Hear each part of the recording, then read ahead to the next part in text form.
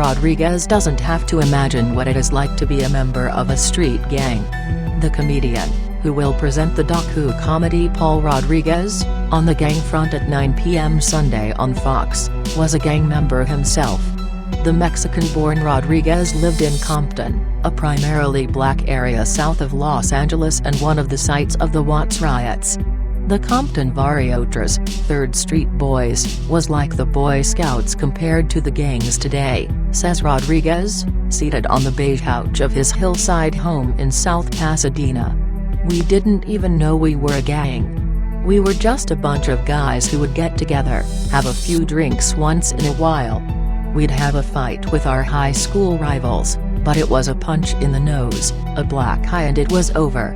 His gang was Hispanic, he says, but we were an equal opportunity gang. We even had a white guy named Wesley in the gang. His parents were poor. They couldn't move out, so it was cool.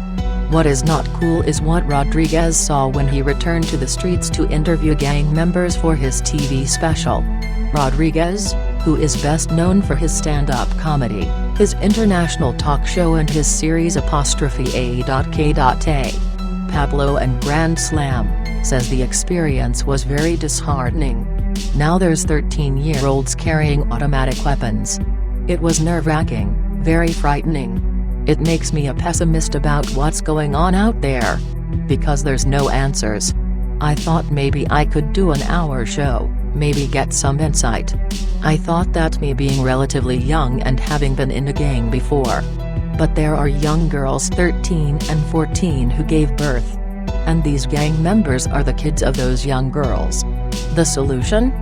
Build more jails, he says, his shoulders slumping into the loose cushion on the couch. It's too late for them. It's a sad thing. These kids have nothing to live for. Society didn't want them.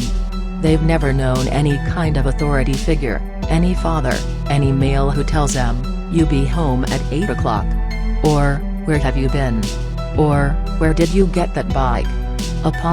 Rodriguez, in contrast, came from a strong family, with a mom, older brother and sister, and a strict father who gave no slack when it came to living up to personal responsibilities. "My father's favorite line is always, 'You'll snap out of it,'" Rodriguez says.